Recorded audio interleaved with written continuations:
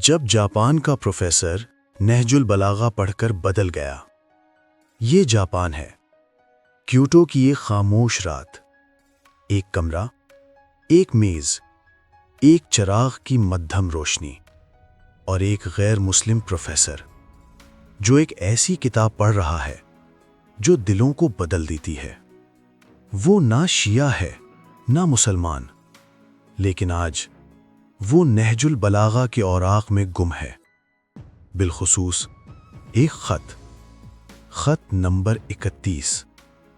وہ خط جو ایک باپ نے اپنے بیٹے کے نام لکھا تھا، کوئی حکمران نہیں، کوئی سپہ سالار نہیں، بس ایک شفیق باپ۔ بیٹا، اپنی زندگی کی بنیاد تقوی پر رکھو۔ دنیا عارضی ہے، اصل سرمایہ عقل ہے، صبر ہے، اخلاق ہے۔ پہلے اپنے نفس کی اصلاح کرو، پھر دنیا بدلنے کا سوچنا۔ اور جاپان میں بیٹھا وہ پروفیسر یہ الفاظ پڑھ کر خاموش ہو جاتا ہے، آنکھیں نم، دل لرز اٹھتا ہے۔ وہ آہستہ سے کہتا ہے، کاش میرا بیٹا بھی ایسا ہوتا جیسا علی علیہ السلام اپنے بیٹے کو بنانا چاہتے ہیں۔ یہ کسی مسلمان خطیب کی بات نہیں، یہ کسی شیعہ عالم کا بیان نہیں، یہ غیر مسلم جاپانی محقق کا اعتراف ہے۔ وہ عقیدت سے نہیں پڑھ رہا تھا، وہ تحقیق کر رہا تھا، اخلاق کے زاویے سے، انسانی تربیت کے زاویے سے۔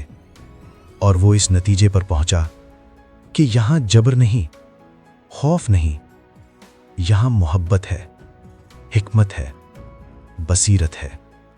امام علی علیہ السلام کسی ایک مذہب تک محدود نہیں، وہ انسانیت کی آواز ہے۔ اسی لیے غیر مسلم مفکرین بھی نہج البلاغہ کے اسیر ہوئے بغیر نہیں رہتے۔ مگر سوال یہ ہے، اگر جاپان کا ایک غیر مسلم پروفیسر نہج البلاغہ پڑھ کر بدل سکتا ہے تو ہم نے کیا کیا؟